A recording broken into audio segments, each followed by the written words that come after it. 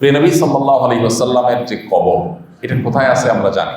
এই কবরটা মূলত আম্মা জান আয়েশা রাদিয়াল্লাহু আনহার বাসা, তার ব্যক্তিগত গৃহ, ঘরের অভ্যন্তর, সেখানেই কবর হয়েছে। কারণ নবী সাল্লাল্লাহু আলাইহি ওয়াসাল্লামের মৃত্যু হয়েছে আয়েশা রাদিয়াল্লাহু আনহার ঘরে, আর নবীদের মৃত্যু যেখানে হয় সেখানেই তাদের কবরের নির্দেশনা। এটা নবীদের জন্য স্পেশাল।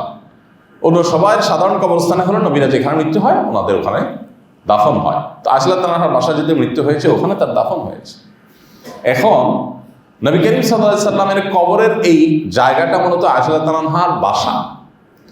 সাধারণত কারোর বাসা বাড়ি, সেটা যদি কোনো মহিলা মানুষ হয় তাহলে তো আরো গুরুত্বপূর্ণ, তার বাসা বাড়িতে উকি দেওয়া এটা ভয়ঙ্কর অপরাধ, ভয়ঙ্কর গুনাহের কথা।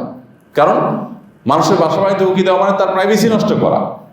নবী করিম সাল্লাল্লাহু আলাইহি সাল্লামের হাদিসে এও বলা আছে, কেউ যদি কারোর বাসা বাড়িতে উকি দেয় তাহলে তার অপরাধের মাত্রাটা এত ভয়াবহ যে তার চোখ তুলে ফেলার মতো অপরাধ সে করে।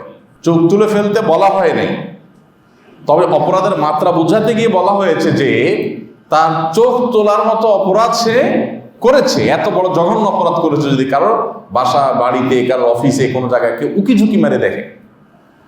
আমাদের দেশে তো এগুলো বিশেষ করে গ্রামাঞ্চলেতে কথিতই আছে যে কোনো ঘরে স্বামী স্ত্রীর একটু জোরে কথাবার্তা চলছে, কোনো কারণে বাদানুবাদ হয়েছে, তো আশেপাশে মহিলারা সব অ্যালার্ট হয়ে যায়, তাই না?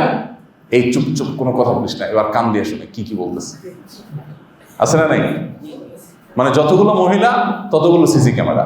শুধু মহিলারা এই কাম করে তা না, পুরুষরাও করে। মহিলাদের মধ্যে এই রোগটা বেশি, গ্রামাঞ্চলে একটু বেশি, শহরে তো ওয়ালে কারণে সুযোগ পায় না।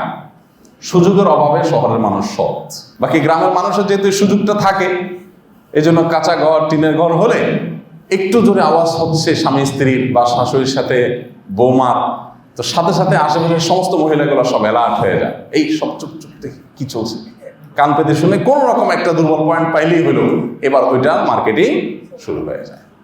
ভাইরা আমার, ব্যক্তিগত বিষয়গুলো কি ইসলাম কত গুরুত্বের সাথে দেখে। নবী করিম সাল্লাল্লাহু আলাইহি ওয়াসাল্লাম বলেছেন, ইজা হাদ্দাসা রাজুলু ফালতাফাতা ফাহি আমানা। কোনো ব্যক্তি কারোর সাথে কথা বলেছে, কথা বলার পর সেখান থেকে সে যদি সরে যায় তাহলে এই কথা তার কাছে আমানত হয়ে যায়, এটা সে আর কারোর কাছে বলে বেড়ানোর অধিকার নাই। আজকাল তো এমন একটা পর্যায়ে আসছি আমরা, সোশ্যাল মিডিয়াতে, ফেসবুকে কয়েকদিন পর পরই মানুষের ইনবক্সের লেখা জোখা, ইনবক্সের বক্তব্য, এগুলো ভাইরাল হয় না? আমানত।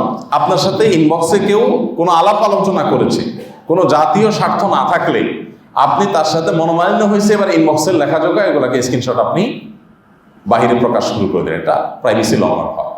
তো নবী করিম সাল্লাল্লাহু আলাইহি সাল্লামের যে কবর, এটা যদি আজলাতামের ঘর, এমনিতে সাধারণ ঘরে উকি মারা যদি এত বড় অপরাধ হয়, সেখানে নবী করিম সাল্লাল্লাহু আলাইহি সাল্লামের কবর, যেটা আম্মা জান আয়েশার ঘর, নবী সাল্লাল্লাহু আলাইহি সাল্লামের স্ত্রীর ঘর, সেখানে উকি মারাটার অপরাধের মাত্রা কত বেশি হতে পারে? আমি কি বুঝাতে পারছি বিষয়টা?